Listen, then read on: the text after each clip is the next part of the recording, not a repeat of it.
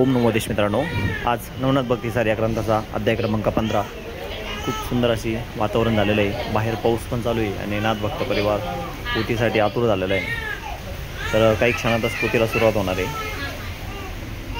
हरे राम राम राम हरे हरे, हरे कृष्ण कृष्ण कृष्ण हरे हरे, हरे राम राम राम हरे हरे, हरे कृष्ण कृष्ण कृष्ण हरे हरे, हरे राम राम राम हरे हरे, हरे कृष्ण कृष्ण कृष्ण हरे हरे, हरे राम राम राम हरे हरे, हरे कृष्ण कृष्ण कृष्ण हरे हरे, हरे राम राम राम हरे हरे, हरे कृष्ण कृष्ण कृष्ण हरे हरे. वक्रतुंड महाकाय सूर्यकोटि समप्रभ, निर्विघ्नं कुरु मे देव सर्वकार्येषु सर्वदा. गुरुर्ब्रह्मा गुरुर्विष्णु गुरुर्देवो महेश्वरा, गुरुर्साक्षात् परब्रह्म तस्मै श्री गुरुवे नमः. गोरक्षजालंधर चर्पटाश्च गडभंग कानीपमचिन्दराद्या, चौरंगिरेवानकवर्ती सन्या भूम्यां बभूर्वनवनाथ सिद्धा. ओम चैतन्य नवनाथ महाराज की जय. श्री गणेशाय नमः, श्री सरस्वती नमः, श्री मार्तंड भगवान नमः, श्री गुरु नमः. जय जयाजी जगत पालका मुनि मानस चक्र मृगांका, कृपांबुदया तया पूर्ण शशांका ग्रंथाधरे एका. मागील अध्यायी तिथले कृपे करून गर्द कुपी अग्निनंदन गोपीतंदे गातला. पहिल्यांदा गणपतीला नमस्कार केला ग्रंथकारांनी आणि ते सांगतात की मागच्या अध्यायामध्ये आपण पाहिलं त्या गोपीचंद राजाच्या मनामध्ये कुडा आलेले, त्यांच्या राणीने त्यांना नाही ते सांगितलं. त्यांच्या मनामध्ये जालिंदरनाथांच्या बद्दल वाईट भावना निर्माण करून दिली. तोपर्यंत जालिंदरनाथ त्यांनी सुद्धा पाहिलेलं नव्हतं. राणीच्या सांगण्यावरून त्यांनी त्यांचा घात करायचं ठरवलेलं आहे आणि घोड्याच्या शाळेच्या मागे असलेल्या खड्ड्यामध्ये ते बसलेले होते. आणि त्यावेळेला त्यांनी मंत्रात सांगून कामाठ्यांना बोलवलं आणि त्याच्यावरती घोड्याची लीट टाकली. नाथमार्गाने या सगळ्या गोष्टी कळलेल्या होत्या. ते स्वतः चिरंजीव होते, ते काय असे काही मरणारे नव्हते. पण मात्र त्या भक्तांना आता लगेच बोध जर केला तर तो काही पटणार नाही आणि नाथपंथाला अजून तो काळ अनुकूल नाही म्हणून त्यांनी स्वतः वेड्याचा रूप घेतलेलं आहे. ते सगळं सहन केलेलं आहे. त्यांनी तो विचार ओळखला. पहिल्यांदा खाली वज्रात निर्माण केलं वज्रास्त्र, त्याच्यावरती ते बसलेले होते आणि आकाशास्त्राची योजना करून तिथे हवा खेळती ठेवली. वरती पुन्हा वज्रास्त्राचा प्रयोग करून वज्र निर्माण केलं आणि याच्यावरती त्या लोकांनी कामाठ्यांनी लीद टाकलेली आहे. आणि त्यांना असं वाटतं की आपण जालिंदरनाथाला पुरून टाकलेलं आहे घोड्याच्या लिदीमध्ये. मात्र नाथ आतमध्ये सुरक्षित होते. कानिफा जान्हवी 83 तपातर्ती 12 वर्षी उद्यापन केले. प्रत्याके अशी नाही ठाऊक काया होऊन उभयार्क, संगोपित कामांतक परी माहित नाही अन्योन्या. ह्या सगळ्यात मोठं दुःख जर कोणाला झालेलं होतं तर ते सती राणी मैनावतीला झालेलं होतं. कारण त्यांची 5-6 महिन्यापूर्वीपासूनची त्यांची जालिंदरनाथांची ओळख होती. त्यांनी जी सेवा केलेली होती ती सेवा त्यांच्यापर्यंत पोहोचली आणि त्यांनी तिला वरदान देऊन अमर केलेले आहे, नाथपंथामध्ये घेतलेले. तिला सुद्धा आता नाथांच्या सारखा अधिकार प्राप्त झालेला आहे. कारण प्रत्यक्ष अंतरिक्ष नाथांचा अवतार असलेले जालिंदरनाथ यांचा तिला अनुग्रह मिळालेला होता. आता सगळे लोक दुसऱ्या दिवशी म्हणतात की कुठे गेले कुठे गेले. लोक म्हणतात साधू संतांचं काय खरंय, ते कधी एका ठिकाणी राहतात कधी दुसऱ्या ठिकाणी जातात. त्यांच्या मनाप्रमाणे ते फिरत असतात. बदकाश्रमी पूर्ण तपासी गोरक्षकानिफा जान्हवी 83 तपातीर्थ 12 वर्षे उद्यापन केले. रियाचे नाही त्याशी ठाऊक काया होऊन उभयार्क, संगोपित कामांतक परी माहित नाही अन्योन्या. आता पुढे चालून इकडं कानिफनाथांची तपश्चर्या पूर्ण झाली, गोरक्षनाथांची तपश्चर्या पूर्ण झाली. बद्रिकाश्रमावरून दोघ जण दोन ठिकाणी बसलेले होते. एकमेकांना माहिती नाही. गोरक्षनाथ हे कवी नारायणाचे अवतार, गौरवमध्ये जन्म झाला त्यांचा. आणि हे कानिपनाथ प्रबुद्ध नारायणाचे अवतार की ज्यांचा जन्म हत्तीच्या कानामध्ये झालेला. तिथं मोठ्या सन्मानाने महादेव शंकरांनी दोघांनाही 2 ठिकाणी तपश्चर्याला बसवलेलं होतं. आधी गोरक्षनाथ नंतर कानिपनाथ. त्याचा काळ 12 वर्ष पूर्ण झालेले आहेत. दोघांची तपश्चर्या पूर्ण झाली आणि ते दोघ जण आता तीर्थयात्रा करायला निघालेले आहेत.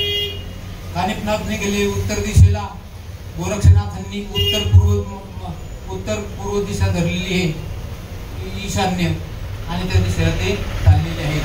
असं चालत असताना त्या ठिकाणी हे कानिपनाथ जायचे आणि त्या ठिकाणी विचारायचे, अहो माझे गुरु जालिंदरनाथ तुम्ही पाहिले का? कारण की ते गुरु भक्त होते आणि नेहमी गुरुचं चिंतन करीत होते आणि गुरुचे आठवण त्यांना वेळोवेळी यायची.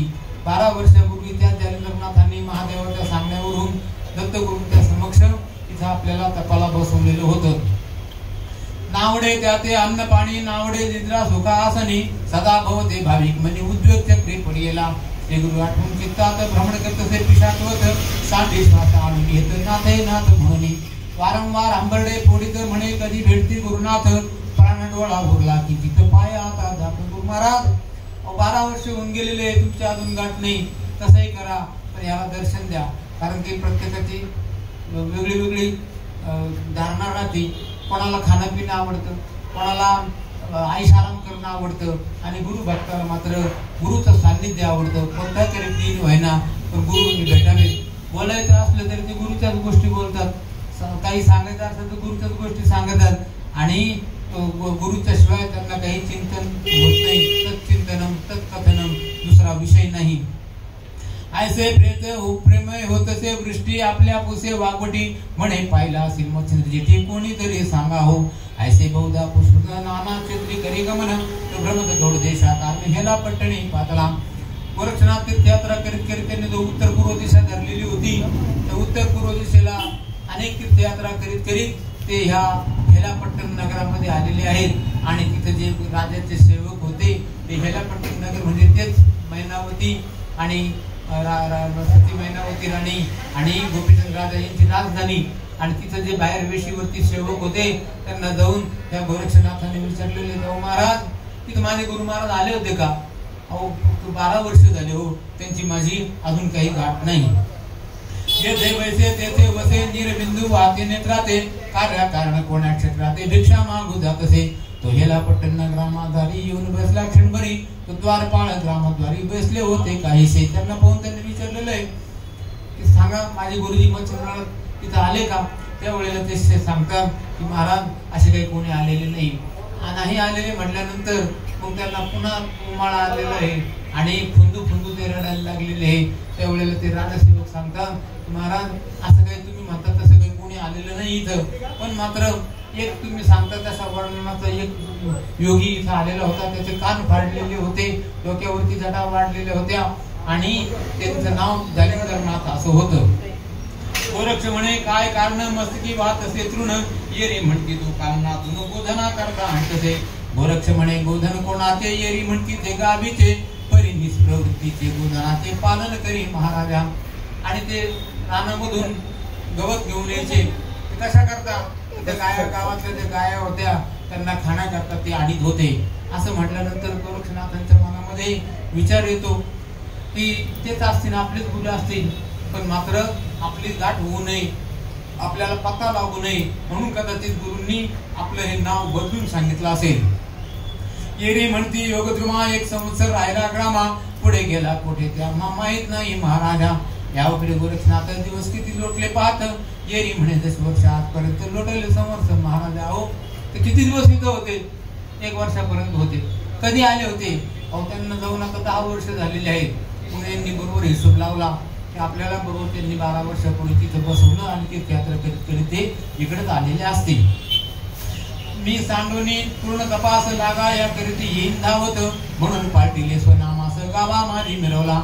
ऐशी कल्पना आणून म्हणे सुधारा वाहती नाही, म्हणे महाराजा गेला सोडून म्हणजे पाडसा काय सारे.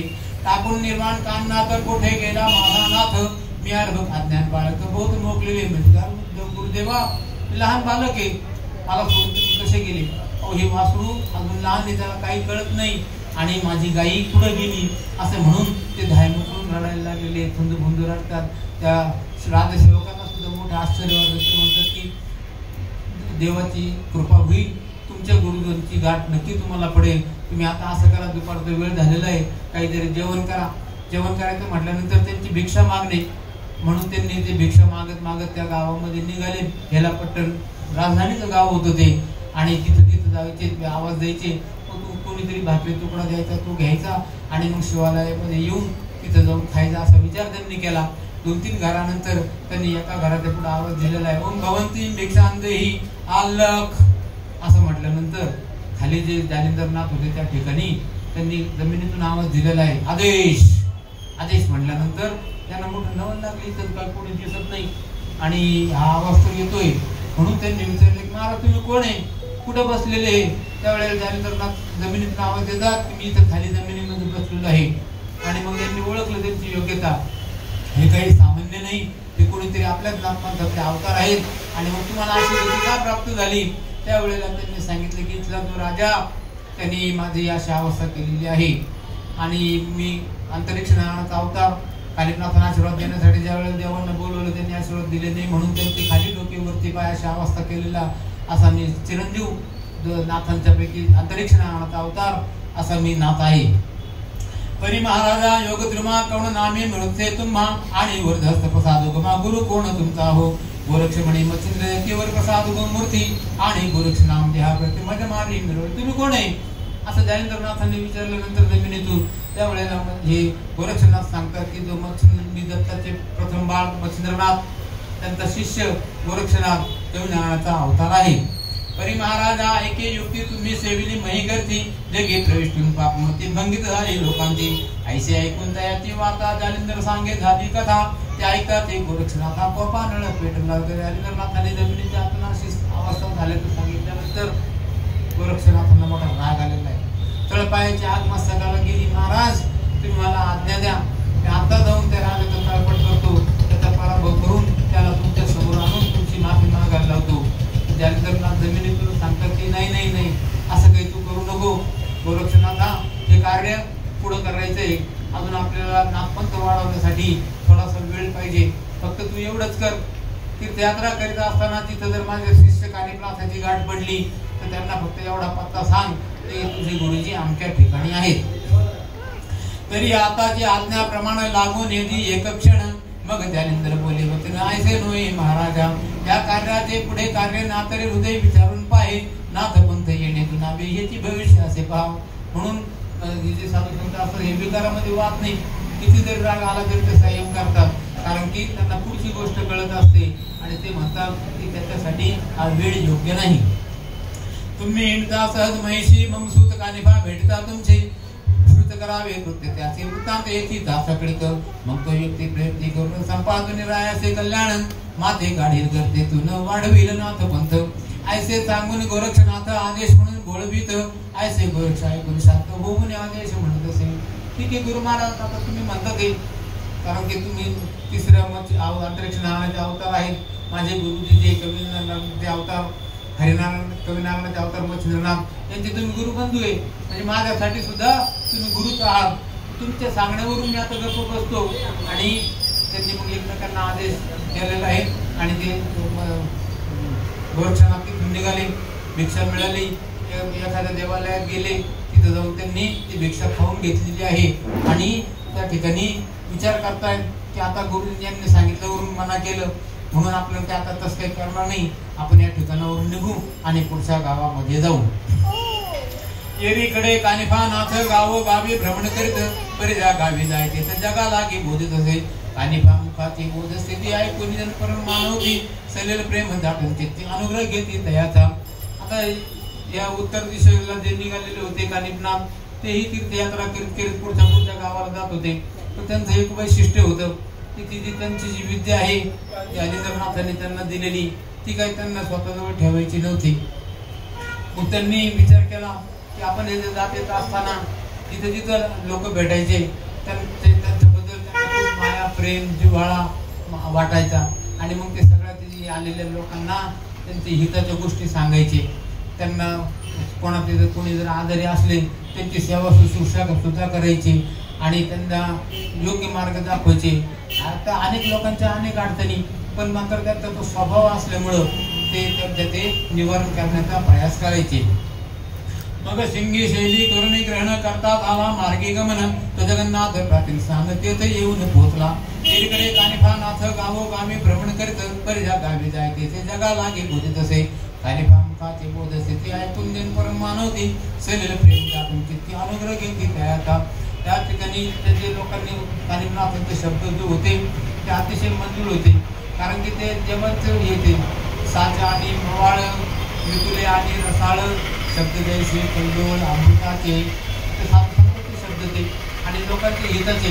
लोक त्यांच्यावरती फार प्रभावित व्हायचे, त्यांच्याकडे पाहून आकृष्ट व्हायचे आणि मनात विचार करायचे की हे नाथ आपल्या इथे जर कायम राहिले तर ते काही इथे राहणार नाही. आपणच त्यांच्या बरोबर गेलो तर असे प्रत्येक गावामधून एक एक दोन दोन असं करीत करीत त्यांच्या मागं बराचसा असा 700 शिष्यांचा मेळा त्यांच्या बरोबर तयार झालेला आहे. ऐसे 1 2 5 7 10 विसांचा मेळा जमत होता होता सत्यशत दाटले शिष्य समागमे. परदेशी करता गमतो श्रीराज दोष सगन तयाच्या सीमेपर्यंत जाऊन उलट पाहते माघाराम. असं करीत करीत पूर्व दिशेकडे ते वळाले, गौडबंगाल देशाकडे सोडला आणि श्री राज्य आता तिथून पुढे लागणार आहे. अशा अवस्थेमध्ये त्या राज्याच्या सीमेवरती ते गेलेले आहे. त्या ठिकाणी स्त्रियांना प्रवेश नाही. लोकांनी सांगितलं, महाराज ते बरोबर ते 700 शिष्य होते, त्यांना सांगितलं की तुम्ही जाऊ नका तिकडं, ते श्री राज्य आहे, त्या ठिकाणी पुरुषांना अजिबात प्रवेश नाही. हे कारिमनाथ मनामध्ये विचार करतात की का प्रवेश नसेल, आपण काय सामान्य नाही, आपण काय तिथे गेल्याशिवाय राहायचं नाही, काही जरी झालं तरी आपण श्री राज्यामध्ये जायचं असा त्यांनी विचार केला. का जायचं नाही? त्या ठिकाणी हनुमानजी आपला भूभोकार करीत त्या सीमेवरून जातात. त्या सीमेवरून जात असताना त्या ठिकाणी जे कोणी मध्ये आडवे येतील त्यांना हनुमानजीकडून शिक्षा होते आणि सर्वसामान्य माणूस काही तिथून मध्ये जाऊ शकत नाही. की पतंग घेता दीपाती भेटी त्याची रीती येथे गोष्टी दिसून येते परिस्थिती मृत्यू आम्हा दिसतसे. ऐसे होता निश्चयवान कोणी म्हणती करा पलायन जीवित वाचल्या साधन येईल घडून महाराजा. एक म्हणती ऐसे करावे दृढ धरावे दृढते पाय तरी जीवित वाचे भय काही जात असे तरी जाऊ दे. 700 शिष्य विचार करतात मनामध्ये. लोक सांगत असून सुद्धा हे कारिमनाथ काही ऐकत नाही. हे म्हणतात तुम्ही श्रीदेशामध्ये गेल्याशिवाय राहणार नाही. अहो श्रीदेशामध्ये आता हे ठीक आहे, ते स्वतः सिद्ध आहेत, त्यांची योग्यता मोठी आहे, पण मात्र तिथे गेल्यानंतर खरंच आपला टिकाव लागेल का? तर आपण जर मरून गेलो तर असा विचार केल्यानंतर त्यांच्या मनामध्ये द्वंद्व भाव निर्माण झाला. जावं का नाही संकल्प विकल्प आपले का मना निश्चयात्मिक हा बुद्धी. निश्चय केला म्हणजे त्या मनाच्या आकाराला बुद्धी म्हणायचं. जोपर्यंत संकल्प विकल्प करते तोपर्यंत त्याला मनच म्हणतात. आणि असा संकल्प विकल्प मला त्यानं साहजिकच आहे. त्यांनी मला विचार केला की हे गुरुजी काय ऐकते नाही आणि आपण जर त्यांच्या बरोबर गेलो, यांचं काय आपल्याला माहिती नाही, हे स्वतः सिद्ध आहे, हे तरुण जाते नाही एका डोळ्याला, आपण मात्र मरून जाऊ. म्हणून त्यांच्या मनामध्ये चलबिचल झाली आणि ते म्हणतात की गुरुजींना जायचं असेल तर खुशाल जाऊ द्या, आपण काही जायचं नाही. ही गोष्ट कुणकुण कारिमनाथांच्या कानावरती गेल्यानंतर ते विचार करतात यांना आपल्या गुरुची शक्ती माहिती नाही, नाथपंथाची शक्ती माहिती नाही, म्हणून यांच्या मनामध्ये असे विचार येत आहेत. पण मात्र आपण यांना आपली चालुक्षा दाखवू म्हणून त्यांनी एक फरमान काढलं. सांगितलं सगळ्या लोकांना, 700 लोकांना, आम्ही आता श्रीराज्यामध्ये जाणार आहे. कोणाला जर आमच्या बरोबर यायचं असेल तरच या, नसेल यायचं तर नाही, इथूनच माघारी जा. असे फरमान निघाल्यानंतर ते 700 लोक विचार करतात मनामध्ये, बरं झालं आपण नाहीतरी गेलो असतो तर आपल्यावरती आदोष आला असता, किंवा आपण मनानेच आपण निघून गेलो आणि आपण गुरुची आज्ञा पाळली नाही. पण मात्र त्या 7 लोकांनी विचार केला 700 पैकी की नाही, काही जरी झालं तारू अथवा मरू, आपण गुरुच्याच बरोबर राहायचं, सोपविले दैव आता तुमच्या हाती, असं विचार करून ते त्यांच्या बरोबर राहायचं सांगतात. बाकीचे विचार करतात की चला आपल्याला सांगितलं, आपणच मनाने जाणार होतो, त्याच्याऐवजी गुरुजीचं असं सांगितल्यानंतर आपल्यावरती आता काही दोषच नाही म्हणून ते मागे थांबलेले आहे. पुढच्या मुकामामध्ये पाहतात तर फक्त त्यांच्या बरोबर 7च लोक राहिलेले.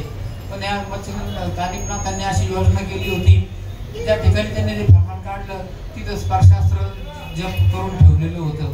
आणि हे त्यावेळेला 7 लोकांच्या सर्व पुढे चालले आणि हे 700 लोक ज्यावेळेला मागे जाऊ लागलेले त्यावेळेला त्या शिबेवरचं जे स्पर्शास्त्र आहे त्या बाकीचे जे उरलेले आहेत 693 शिष्य त्यांच्या पायाला झोंबलं. त्यांचे पाय जमिनीला चिटकलेले आहेत आणि त्यांना काही जाता येईना. मग या कालिकनाथांनी त्या जे उरलेले 7 जण होते त्यांना जाऊन सांगितलं समाचार पाहून यांचं काय होईल. म्हणून ते पायाला जातात तर त्यांचे पाय जमिनीला चिटकले. हाताने प्रयत्न करायला गेले हात पण जमिनीला चिटकले.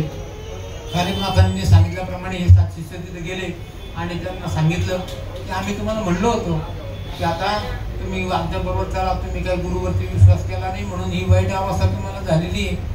म्हणून त्यांनी प्रत्येकाच्या पाठीवरती ओणवे राहिलेले असताना एक एक दगड ठेवलेला आहे. अहो असा काय करता तुम्ही.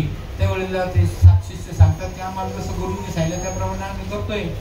अजून तरी तुमचा गुरुवर भरोसा झाला का नाही. मग ते म्हणतात की हा आता आमचा गुरुवरती विश्वास बसलेला आहे. आता त्यांनी आम्हाला काही करू तारू नाही तर मारू आम्ही सुद्धा तुमच्यापर्यंत देऊ, पण मात्र तुम्ही आम्हाला याच्यामधून सोडवा. गुरूंना प्रार्थना करा. त्या 7 शिष्यांनी गुरूंना विनवलं कालिकनाथांना. त्यावर त्यांना आता उपरती झालेली आहे. त्यांना कळून चुकलेलं आहे की आपल्या गुरुशिवाय आपल्याला पर्याय नाही. मग त्यांच्या विनंती करून कालिकनाथांनी त्यांना विमुक्त आश्रमात विभूती दिली. ती विभूती तिथं त्या प्रत्येकाच्या कपाळी लावल्यानंतर स्पर्शास्त्राने जमिनीने त्यांना सोडलेलं आहे. त्यांच्या पाठीवरचे दगड बाजूला काढून ठेवले, पाय सुटले, हात सुटले, उठून बसलेले आणि ते म्हणतात की महाराज आता मेलो तरी चालत पण मात्र आम्ही तुमच्या बरोबरच येणार. मनात मानती सुखवासा म्हणती तस्कर बुद्धीचा ठसा पळून जाता काजळलेचा मूर्खत्वे ते आम्हासी ऐसा चित्त सुखवासा म्हणून आले पण ती करते गमन एक पोस गेले जाऊन सीमेपर्यंत यमाच्या. मग विभक्त आश्रमंत्री जपी त्याच्या बाळाप्रती मागून पाठवले 7 समाचार त्याच्या. गुरु हा करता कशाला संकट पडता काढेचा पळा तरी ज्याची क्रिया त्याला फलद रूप होत असे. ऐसे करून भाषण सगळं पृष्ठी देऊन पाषाण परत ते झाले गुरु आज्ञे करून परते पाहुणे आरंभते. पहिल्यांदा ते आरंभत होते पण त्याचा जो परिणाम आहे तो चांगला झाला. कालिकनाथांनी त्यांची विनंती मान्य केली. त्यांची सुटका केली. मग मात्र ते उठून बसले आणि त्यांच्या पायावरती लोटलेले आहेत. आता येथून गेल्या प्राण सोडणार नाहीत आपले चरण सर्व स्थिरमती करून चरणावरील लोटतील. नाना युक्ती करून करतील श्री गुरुचे समाधान ते सत्शिष्या ते ऐकून नाथ चित्ती तुषला. मग मात्र कालिकनाथांना मोठा आनंद झालेला आहे. ते म्हणतात की ठीक आहे असाच दृढ भाव ठेवा. कोणते गुरु असे ना अमुकच पाहिजे असं नाही. जे कोणते गुरु असतील ज्यांनी ज्यांनी केलेले त्यांच्या गुरुवरती अशी निष्ठा पाहिजे की त्यांच्याशिवाय आपल्याला दुसरं कोणी सुचलं नाही पाहिजे. आणि काही जरी झालं तरी आपण त्यांच्या पायाजवळच राहू असा निश्चय आपण केला पाहिजे. तेथे दिन लोटल्या रात्री तो चमत्कार वर्तला त्याची दी भूभुकार जाव्या माते सेतून चालला. तो मार्गी येता सगळे स्थित पडले पदकमळ तर ते बोधे शरीर आसरा लागी मारणार. बरोबर तसंच झालेले. पुढच्या मुक्कामामध्येच श्रीराज्याची सीमा लागलेली आहे. आता मच्छिंद्रनाथ हे कालिकनाथ सावध होते. त्यांना माहिती होतं की या ठिकाणावरून ह्याच गावातून इथूनच ते जातात हनुमानजी भूभुकार करीत. आणि त्यांनी अगोदर तिथं या स्पर्शास्त्राची प्रेरणा केली. ते विभूती मंत्रवून ते टाकलेली आहे. रात्रीचा 12 वाजेचा वेळ झाला. सगळे शिबिरामध्ये सगळे शिष्य लोक कालिकनाथजी झोपलेले असताना तिथून हनुमानजी भूभुकार करीत चाललेले होते.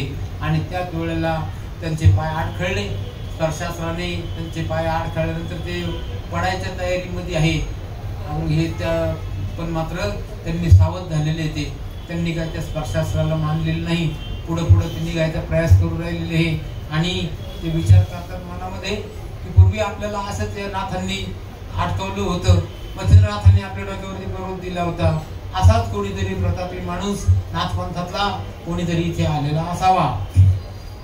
म्हणती महाराजा प्रळय काळ प्रथम उदेला महाबळ आता बक्षील कटक सकळ उपाय काय हो द्यावा. हेरू म्हणे नाही वयोगेची पा धरून धैर्य याने तुमचे करावे काय अकल्पनी असावे. सगळे लोक कालिकनाथांना जागा करून म्हणतात की कालिकनाथ आम्ही तुमच्या मागे लपलेलो आहे. हे काय चाललेलं आहे. मोठ्या मोठ्याने आवाज येऊ राहिलेले. त्यांच्या त्या शक्तीचाच आवाज मोठा येतोय आणि त्यांचे पाय सुद्धा जमिनीवरती थांबून नाही राहिलेले, ते प्रयास करू राहिले पुढे जाण्याचा. आणि कालिकनाथ म्हटलं की तुम्ही अजिबात घाबरू नका, ते माझंही काही करू शकत नाही आणि माझ्या संरक्षणामध्ये तुम्ही असल्यामुळं तुम्ही काही करू शकता, तुमचंही ते काही करू शकणार नाही. मग ते वज्रास्त्र परम कठन माता मिरवले भूषण गगन, येरीकडे वायुनंदन निर्दृष्टी पाहत असे. मोठमोठे उचलून पर्वत वेगिता झाला गगनपंथ, ते गिरी आदळता वज्रास्त्र चूर्ण होती क्षणार्धे. त्याचप्रमाणे ताबडतोब ह्या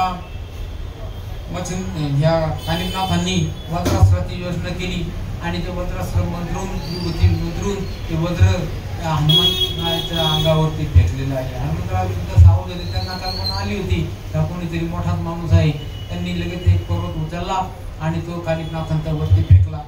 त्या वज्राने त्याचे चूर्ण झालेले दुसरा पर्वत, तिसरा पर्वत, चौथा पर्वत असे ते एकावरती एक पर्वत फेकून राहिलेले आणि या कालिकनाथांनी वज्रास्त्राच्या योजनेने त्याचं चूर्ण केलेलं आहे. ऐसे होता प्रकरण दृष्टी पाहे कर्णनंदन, मग कालिका असेल पुन्हा भस्माची मठी सोडतसे. त्यावेळी सेवेच्या स्वतः झाला प्रयोग मंत्र, त्यावेळी सेवेचे वासवास परिवार प्रेरणे.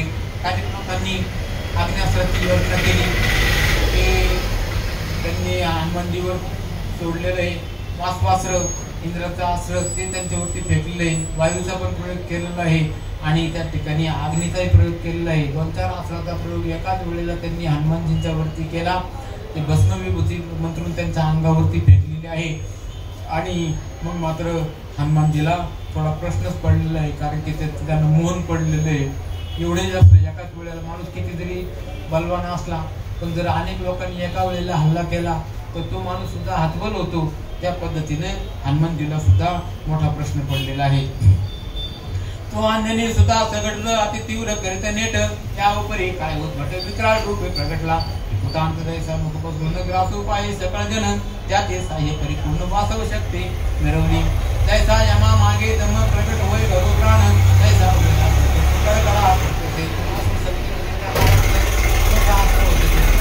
आणि ते अस्त्र आकाशामध्ये कडकडा करून त्यांच्या अंगावरती आहे.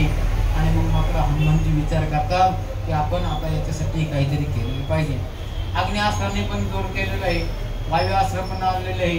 आणि त्याच्यामुळे काय झालंय, हनुमानजी किती जरी नाही म्हणले तरी थोडे मनामधून विकल झालेले.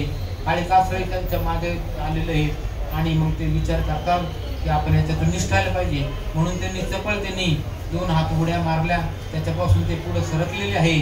पण मात्र पुढे सुद्धा आग्नेयास्त्र त्यांच्या पुढे थांबलेलं आहे.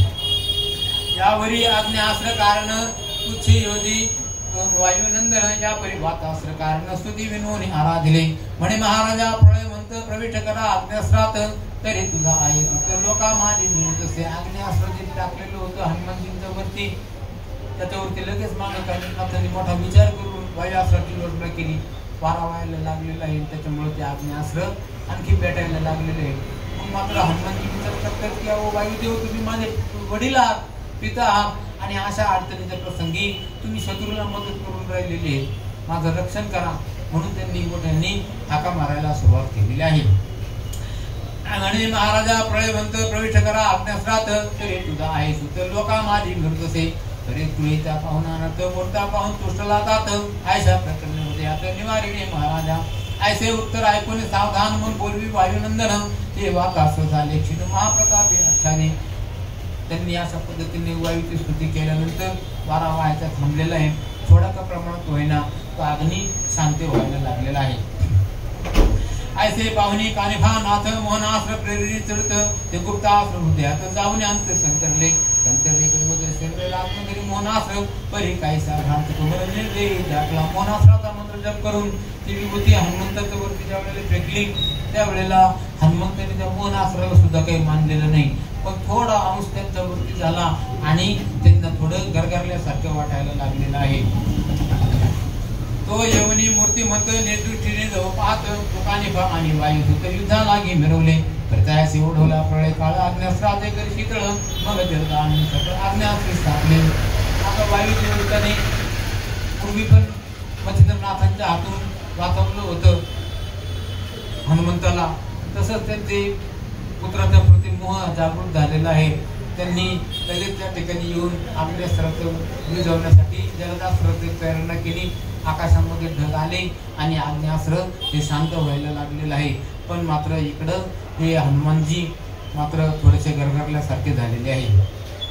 मग मात्र वायुदेव स्वतः तिथे प्रगट झालेले आहे आणि ते म्हणतात की कानिकनाथ आहे, हे काही सामान्य नाथ नाही आणि तुम्हाला याच्या एक वेळेला प्रचिती झालेली आहे, त्यांच्याशी वैर करू नका असं तुम्हाला सांगितलेलं आहे. पण मात्र तुम्ही अजूनही सावध व्हा आणि ह्या नाथ महाराजांना तुम्ही मित्र करून घ्या. मित्र करण्याशिवाय इथं काही पर्याय नाही. आणि जर तुम्ही जर मित्र म्हणून जर नाही केलं तर मात्र अजून काय होईल.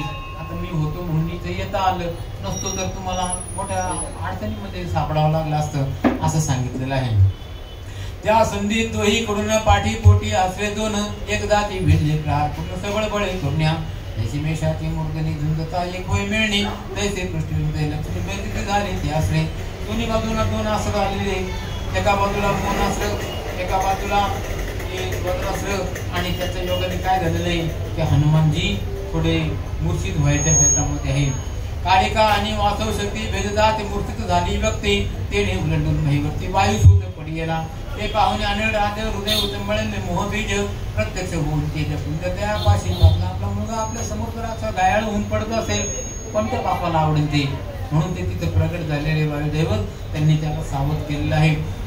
या कानिपनाथांना सुद्धा ते विनंती करतात की महाराज तुम्ही असं काही करू नका, तुम्ही दोघंही देवाच्या गटाचे आहात आणि आपल्या आपल्यामध्ये असं वेळ धरणं हे काही चांगलं नाही. परी तो अंजनीचा बाळ वज्र शरीर ब्रह्मांडवळ उच्च सावरून त्या वेळेस युद्धा मिसळू पाहत असे. श्रीवाते धरणात म्हणे ऐक मत वचन सत्य ते सबळपणे ऐक ना तर गळी या ते करू नको. थोडंफार सावध झाल्यानंतर पुन्हा ते प्रयत्न करून राहिलेले हनुमानजी उठून कुठे कोण आहे ते कानिकनाथ मी पाहतो म्हणून ते पुन्हा युद्धाला तयार होऊन राहिले. एवढ्यामध्ये वायुराजाने त्यांचा हात धरून त्यांना शांत केलेला आहे आणि त्यांना सांगतात की अरे हे सुद्धा ईश्वराचे भक्त आहेत, यांच्याशी तंटा करू नको. पूर्वी मच्छिंद्रनाथाने सुद्धा तुम्हाला अशाच पद्धतीनं डोक्यावरती करून दिला होता, त्यावेळेला मी धावलो म्हणून बरं झालं.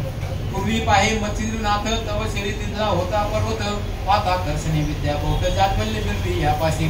तरी आता सत्य करून कार्य काय हे साधून गुळ दिल्या पामे मरण दिसत्या ते नकोची, तेव्हा तुम्ही त्यांच्याशी ते असं वाईटपणा घेऊ नका असं सांगितल्यानंतर विचार करतात हे हनुमानजी आतापर्यंत आपल्याला असं कोणी भेटलं नव्हतं आणि आता आपले वडील स्वतः सांगतात. ज्यावेळेला बाकी कोणी सांगतात त्याचं काही महत्त्व नाही, वडिलांना आपलं हित कळत असतं, त्यांची शब्द थोडी कठोर असतात पण मात्र खरं तेच राहतं. यावेळी बोले आपण पती म्हणे हेती मानव ते तुझे माझे चित्ते सख्यासारखे दुसरी व्यक्ती योग्य अयोग्य दिसेना. माझ्याही मनामध्ये तोच विचार यायला लागलेला आहे आणि त्याप्रमाणे त्यांनी दोघांनाही सावध केलं. कानिकनाथांना हात धरून हनुमानजीजवळ आणलं, हनुमानजींना त्यांच्याजवळ आणलं. ते सांगतात की हे प्रबुद्ध नारायणाचे अवतार कानिकनाथ आहेत. कानिभा तिन्ही देवासी नमन करते अतिप्रीतीसी, नमने पुढे वायुसुतासी युद्ध का सोडले म्हणतसे. हे ऐकून युद्ध कास्या करता दंबळ कवणार सीतया ते फळ आम्हाला गे दाखवा. त्या ठिकाणी हे हनुमानजी त्याचप्रमाणे वायुदेव आणि समुद्र सुद्धा तिथे प्रकट झालेले होते पाहण्यासाठी की काय चाललेले म्हणून. हे तिन्ही देवांना ह्या कानिकनाथांनी नमस्कार केलेला आहे आणि ते म्हणतात की तुमच्यामुळं या सगळ्यांची गाठ पडलेली आहे. नाथांना म्हणतात की तुम्ही आता काय युद्ध करून नाही राहिलेले, का म्हणून युद्ध थांबवलं. त्यावेळेला हे वायुदेव सांगतात मीच त्यांना युद्ध थांबायला सांगितलेलं आहे, तुम्ही मला त्या ठिकाणी का अडवलं कानिकनाथांनी विचारलेलं आहे.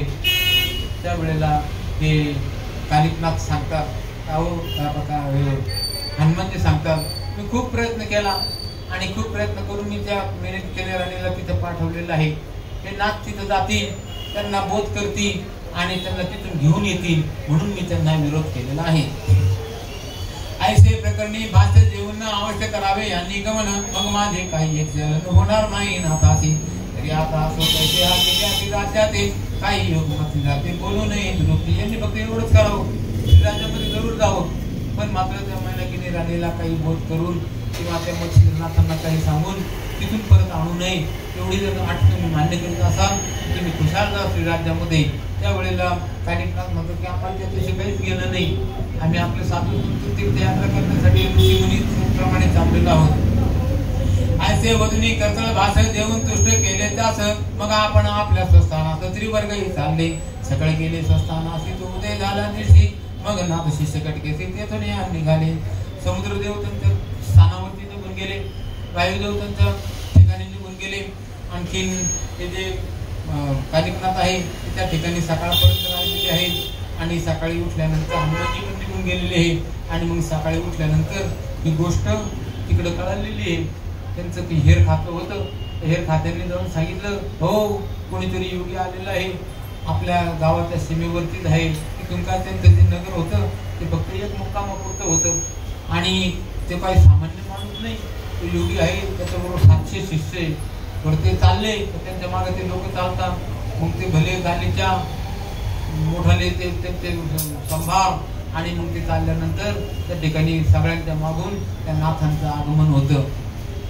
आणि मग त्या ठिकाणी असा कळाल्यानंतर मच्छिंद्रनाथ मनात विचार करतात की न जाणो हे आपलेच शिष्य गोरक्षनाथ असतील आणि ते जर इथं जर आले तर मात्र हे जे आपलं चाललेलं हा भोग विलास राज्य हे काही राहणार नाही. कारण तो मोठा विरक्त माणूस आहे, तो काही स्वतः पण इथे राहणार नाही आणि आपल्याला सुद्धा इथे राहून देणार नाही. सकाळी गेले स्वस्थानासी उदय झाल्या निशी नाथ शिष्य कटकेसी तेथून निघाले. श्रीराज्यात प्रवेश क्षेत्र 5 गजनंदन शृंगमुरडी आपला त्यांची जी श्रीराज्याची राजधानी होती शृंगमुरड नगर ती तिथून जवळच होती. आणि त्या नगरामध्ये कानिफनाथ आता सगळ्यांच्या शिष्यांच्या बरोबर जाणार आहे. नाथ पेरी आला करीत राजद्वारी सवे शिष्य कटिद्वारी तो द्वार रक्षक शोधिता शिष्य नयनी तो कानिफा कळला कानी मग जाऊन राजांगणे वृत्तांत सर्व सुचविला. त्यांना ते हेर खात्याने जाऊन सांगितलं की महाराज कोणीतरी मोठा माणूस मोठा योगी आणि त्याचे कान फाडलेले आहेत, जटा वाढलेले आहेत, मोठं असं तेजस्वी शरीर आहे. हे पाहिल्यानंतर ऐकल्यानंतर मच्छिंद्रनाथांनी विचार केला की आता आपले हे दिवस संपले सुखाचे. कारण की प्रत्येकाला अशी किनार राहते की सगळं जरी चाललेलं आहे कवर चालन, काय सांगावं, जोपर्यंत ईश्वराची इच्छा असेल तोपर्यंत चालन आणि ईश्वराची जर मर्जी फिरली तर हे आहे हे सुद्धा निघून जाईल. अशामुळं त्यांना ती चिंताच होती. आणि मग त्यांनी आणखीन चौकशी करायला सांगितलेलं आहे. त्यावेळेला तिथे जे पहाऱ्यावरती सेवक होते त्यांनी चौकशी केली आणि ते म्हणतात की हे जे कानिफनाथ आहे ते ज्ञानेंद्रनाथांचे शिष्य आहेत आणि त्यांच्याबरोबर हे 700 शिष्य बरोबर आहेत. हे ऐकून मच्छिंद्रनाथ म्हणे पाहिला पंत कोण येरी म्हणती म्हणवती नाथ कान फाटी करणी ते. ऐसे ऐकून मच्छिंद्रनाथ परम दचकले चित्तात म्हणे आला का श्री गोरक्षण पालटोनी नामाते. तरी आता कैसे राहू देना या सुखाते आ तीर्थमा सौंदर्य माते. कागले होती मोठ्या भाग्याने मला हे राज्य मिळालेले होते. ही महिना किनी राणी मिनीनाथ सूत आमचं सगळं व्यवस्थित झालेलं असताना हा गोरक्ष जोशी म्हणून आला येऊ राहिला आणि आमचं ह्या सुखाला विघ्न करणार आहे. आणि एवढ्यामध्ये मागे जे शिष्य लोक मागे जे सेवक होते पहाऱ्यावरचे त्यांनी जाऊन दुसरी खबर आणलेली आहे की महाराज त्यांचं नाव ते कानिफनाथ सांगतात आणि ते त्या ज्ञानेंद्रनाथांचे शिष्य आहेत असं म्हटल्यानंतर त्यांचा जीव मच्छिंद्रनाथांचा जीव भांड्यात पडलेला आहे. बरं झालं गोरक्ष तर नाही येणार, मग पुढचं पुढं पाहतच आहे. तोही काय येणारच येतो, त्याला काय करमणार नाही. पण मात्र आता मात्र तो नाही, जाऊ उद्याचं काही असू द्या, आजचं संकट मात्र टळलेलं आहे असं म्हणून त्यांनी मोठा आनंद केला. आपल्या सेनेला बोलवलेलं आहे. ते स्वतः हत्तीवरती बसले आणि त्यांच्याबरोबर ते सेनापती लावाजमा आणि मोठ्या लावाजमा घेऊन त्यांना सामोरे गेलेले आहेत आणि मोठ्या सन्मानाने ते खाली उतरले. तिथे गाडीचा अंतरला गेला. त्याच्यावरती त्यानंतर हे मच्छिंद्रनाथ बसले. तिथं जे मुख्य कानिफनाथ तेही त्यांच्याबरोबर येऊन बसलेले. एकमेकांची चौकशी केली, योगक्षेम कुशल विचारलं आणि मग त्यांनी त्या मोठ्या सन्मानाने पुन्हा त्यांना हत्तीवरती अंबारीत बसवलेले कानिफनाथांना. आणि मग ते पुढे शिष्य चालले त्यांच्या मागं हत्तीवरती बसून हे मच्छिंद्रनाथ कानिफनाथ हे निघालेले श्रीराज्याच्या सीमेवरती त्यांचं मोठं जंगी स्वागत केलेलं आहे. त्वरे येऊने ग्रामद्वारी परस्पर भेटी झाला बरी कानिफा पाहून हृदया भीतीने समाधान मिळवले मग आदेश होऊन नमुन रुजामे भरदरी कनक वर्ण मई पसरून योग द्रुमतयावरी बैसविला मग कोण कोणाची समळ कथा तदन पुस्तक गुरुचे पंथा त्यांनीही सांगितले समळ वार्ता जालिंदर जन्मापासून मग सगळ्या गोष्टी विचारल्या तुमचा जन्म कसा झाला त्यावेळेला त्यांनी जालिंदरनाथांची गोष्ट सांगितली की बा तसे तुम्ही प्रथम भागी दत्ताचे बाळ मच्छिंद्रनाथ आहात तसेच माझे गुरुजी सुद्धा हे तिसरे अंतरिक्ष नामाचे अवतार आणि हे त्या अग्नीच्या पोटामध्ये जन्मलेले आहे हे सगळ्या गोष्टी कळाल्यानंतर त्या कानिकनाथांना ती गोष्ट आठवलेली आहे त्याची पूर्वी त्यांनी हेलापट्टण नगरामध्ये गेल्यानंतर जमिनीचा खालून आदेश दिला होता तेच जालिंदरनाथ यांचे गुरु आहेत पण काय योग आहे एवढे मोठे सामर्थ्य असून ते तिकडे बसलेले आहेत आणि हे त्यांचे शिष्य जे आहेत ते मात्र इकडं भोगवेळामध्ये आहेत असं सगळ्या गोष्टी त्यांना कळलेल्या आहेत त्यांची खुणगाठ या मच्छिंद्रनाथांना बरोबर कळलं ते आणि इकडे या जालिंदरनाथांचे शिष्य असणारे कानिकनाथ यांना पण ते कळून राहिलेले आहे हे सुद्धा सामान्य नाही त्यांची आता तुमची गोष्ट कशी झाली तुम्ही कसे जन्माला आले वगैरे सगळी गोष्ट सांगितल्यानंतर मच्छिंद्रनाथांनी त्यांच्या जन्माची गोष्ट सांगितलेली आहे कवी नारायणाचा अवतार असलेले दोघांनी एकमेकांच्या खानाखुणा त्यांना सांगितल्या त्यांना कळून चुकलं की हे काही सामान्य नाही आणि हे कानिकनाथ विचार करतात की आपल्या गुरुचे हे मोठे बंधू आहेत मग यांचा सन्मान आपल्यापेक्षा नक्कीच जास्त आहे त्यांनी खूप त्यांचा आदर सत्कार केलेला आहे आपल्या लहान भावाचे हे शिष्य आहेत असा विचार करून त्या मच्छिंद्रनाथांनी पण त्यांना योग्य सन्मान दिलेला आहे आणि सन्मानाने त्यांना आपल्या शृंगनगर राजधानीमध्ये घेऊन आलेले आहेत तिथे आल्यानंतर आता ते काही दिवस राहतील आणि तिथं मग त्यांच्या काय काय घटना झाल्या त्या सगळ्या गोष्टी आहेत त्या पुढच्या अध्यायामध्ये येतील मग शब्दी अधिकोत्तर वाढत चालले प्रेमलर मग वावने गरस्कंदावर ग्रामा माझी आणले नाना युक्ती रचून ती सोयी करी मच्छिंद्र जाती एक मासा ते प्रतीकाने भरावेला त्यासाने राहिला परितो नाथ कायचा परिसमळ कथा सुरसा पुढील अध्याय श्रवणी वसा श्रवण होईल सगळे का तरी हा भक्ती कथा सार तुम्हा वर्षमांचे माहेर प्रपंच सांगून श्री धवलगिरी योनी सुंदी सुंदर हरिवंशी कवी मानू नाम दयासी तो बैसला ग्रंथ मायराशी सुख संपन्न भोगाया स्वच्छ श्री भक्ती कथा सार समस्त वृक्षगाव किम्यागार सदा परिशोध भाविक चतुर पंचसत्याय घोडा श्री कृष्णार्पणमस्तु शुभम भवतु श्रीरस्तु श्री गणेशाय नमः श्री सरस्वती नमः श्री महातन्महाय नमः श्री गुरुभ्यो नमः जय जय आदि दिगंबराद्य नामे विश्वंभरा वर्णिता तुझ्या गुण संभारा मती अपूर्व होतसे वर्णिता तुझ्या गुण संपत्ती वेद भंडारी अपूर्व होती सहस्रपणी वाहता माती शिड माझी होतसे पंचाननायसे धेंडे करतो अक्षर झाले धडे सरस्वती देशून तोंडे कांडे वेला पाती 8-12 उद्भिद्य देही कमळ पत्रात पुढे मही सब अभ्यसी सहसाई सर्व गुण सरत्न ऐसा सर्व गुणज्ञ पुरुष येवोनी बैसला आपत्मतीस भक्ती सार सुधारा स्वयं निर्मिला आपण ती विठ्ठल विठ्ठल विठ्ठल विठ्ठल विठ्ठल विठ्ठल विठ्ठल अवधूत चिंतन श्री गुरुदेव दत्त दत्त दत्त नवनाथ महाराज की जय सद्गुरु साईनाथ महाराज की जय सदा सर्वदा योग तुझा घडावा जे कारणी देह माझा पडावा उपेक्षू नको गुणवंतानंता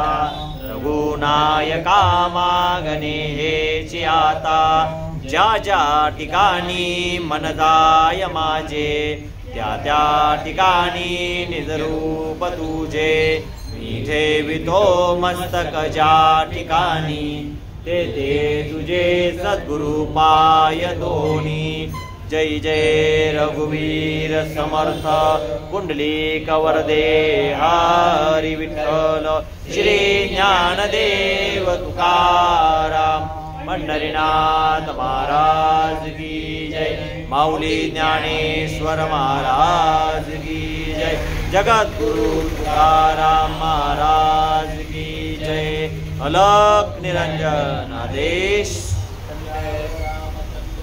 जय